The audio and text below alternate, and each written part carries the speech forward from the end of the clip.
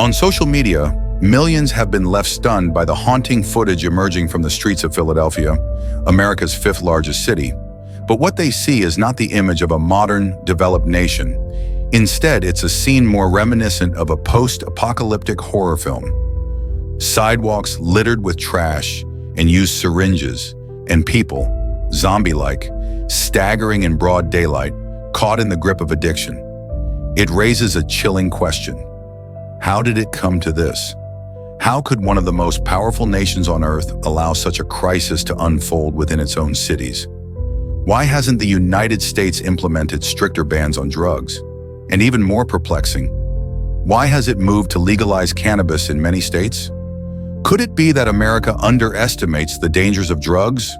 Or is there a deeper, more complex truth lurking behind this seeming negligence? But first, let's make one thing clear.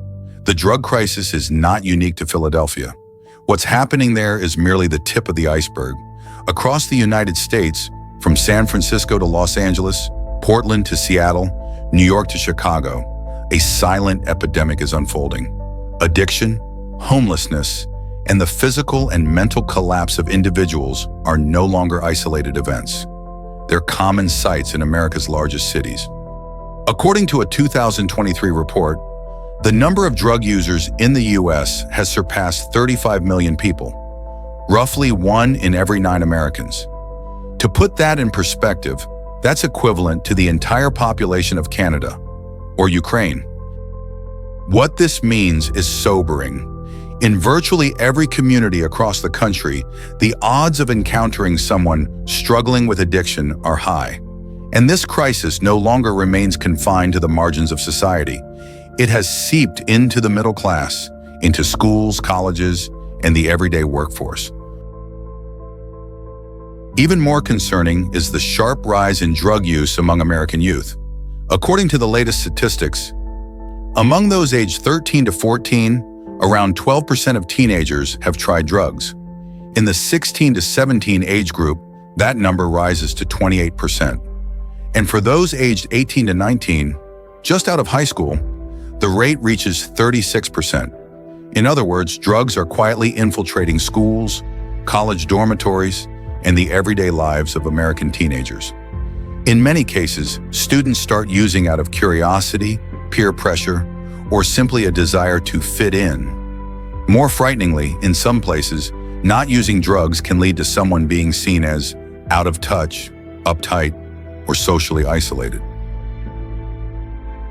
The United States is a nation that places great value on personal freedom. Because of this, any policy that intervenes too deeply in private life is often met with resistance. As a result, many states have chosen to legalize or decriminalize the use of marijuana and certain other substances. But when personal freedom is placed above public health, consequences become inevitable. The legalization of marijuana was originally intended for medical purposes, but it quickly took on a different form. Many young people began using it as a way to cope with academic pressure or simply to experience the feeling of being high. The result is a generation growing dependent on stimulants at an early age, bringing long-term consequences for society. A decline in productivity, a rise in crime, loss of behavioral control, and the risk of falling into more serious addiction.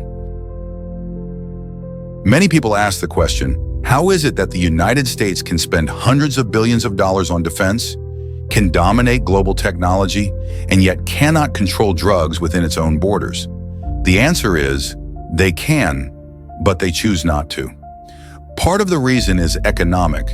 The cannabis industry generates tens of billions of dollars in tax revenue each year. Legalization helps reduce the burden on the justice system, lowers the number of minor arrests, and opens up new business opportunities. Another reason is political pressure. Many politicians receive funding from pharmaceutical companies or investment groups with stakes in the legal drug industry.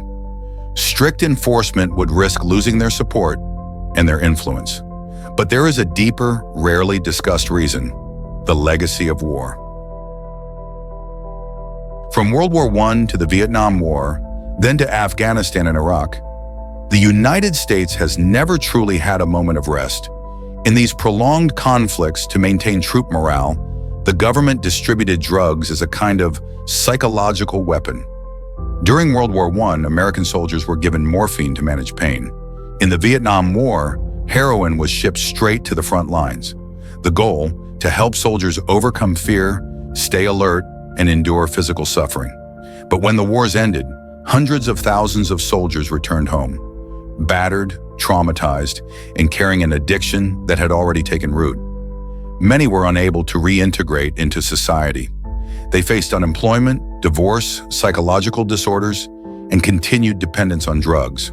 These drug-addicted veterans became a population that was difficult to manage. They couldn't simply be locked up, nor could they all be treated overnight. A full-scale drug ban not only failed to solve the problem, it risked sparking an even greater social crisis. Millions of people losing control, spilling into the streets, and triggering widespread instability. That is why the US government chose to loosen control, permitting limited use, gradually legalizing milder substances like cannabis, and quietly maintaining the status quo. The United States has traded long-term stability for short-term calm by loosening its grip on drug control. But the price it is now paying is a fractured society, a disoriented younger generation, and a future clouded with uncertainty. 35 million addicts is not a number to be taken lightly. It's not just a statistic. It's 35 million lives, 35 million families affected, and tens of millions more impacted indirectly. If change doesn't happen, if stricter control isn't put in place, then freedom will no longer be the proud symbol of America. It will become the excuse for a slow descent into humanitarian decline.